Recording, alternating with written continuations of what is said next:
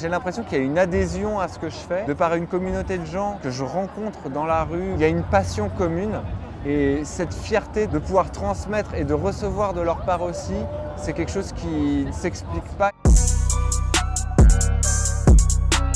Salut, c'est Wax pour Melty dans la dalle.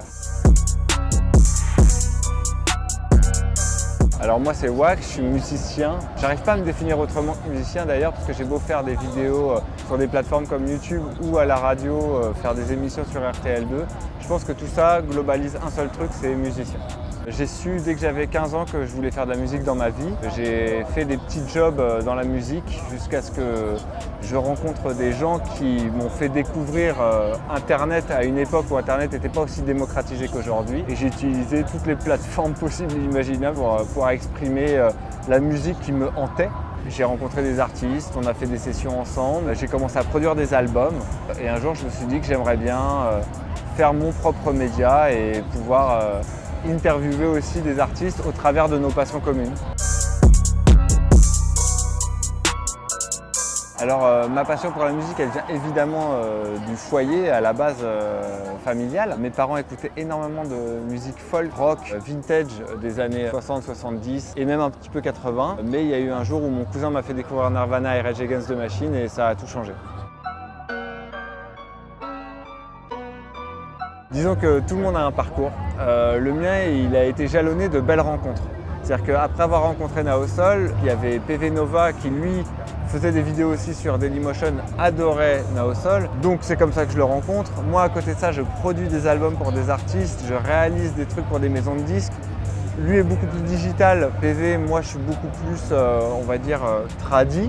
On se retrouve pour faire le comité des reprises ensemble sur Canal+. Et c'est vrai que c'est à partir de là que les gens, le public me connaît, quoi.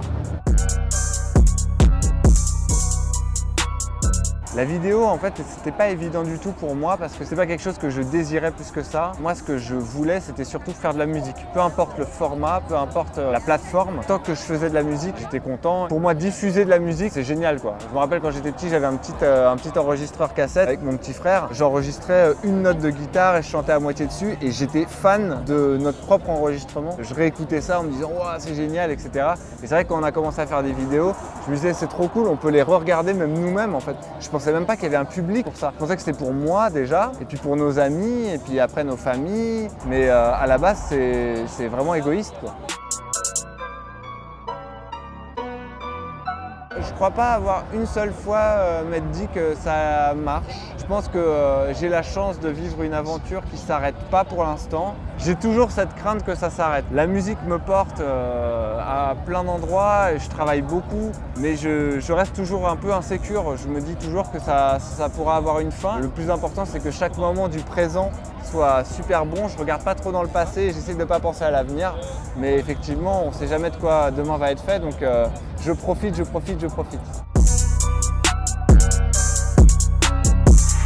Il n'y a pas de facette que je préfère. Non, je crois pas. Je crois qu'en fait, je vois ça comme un tout. Effectivement, il y a un fil conducteur qui est la musique. Et puis après, il y a des moments exceptionnels. Il y a des moments où on me demande de jouer pour un match NBA, la Marseillaise par exemple. À un moment, je reçois un appel me demandant si je veux jouer avec Linkin Park juste avant que Chester décède. Donc ça pareil, c'est des trucs que j'oublierai jamais. Être avec Youngblood sur scène aujourd'hui, faire un fanzine avec Ottmo Puccino, recevoir sur RTL2 Sting. Enfin, peut-être qu'un jour je vais me réveiller. C'est peut-être le retour que j'ai du public finalement. J'ai l'impression qu'il y a une adhésion à ce que je fais, de par une communauté de gens que je rencontre dans la rue ou même en festival à droite, à gauche. Il y a une passion commune et cette fierté de pouvoir transmettre et de recevoir de leur part aussi, c'est quelque chose qui ne s'explique pas. Le sentiment est trop fort. C'est ça dont je suis le plus fier.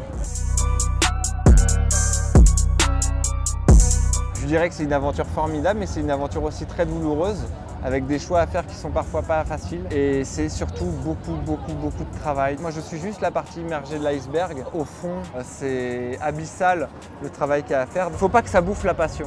Il faut que la passion reste la chose numéro 1. Si la magie, elle opère déjà par la passion, c'est déjà un sacré cadeau.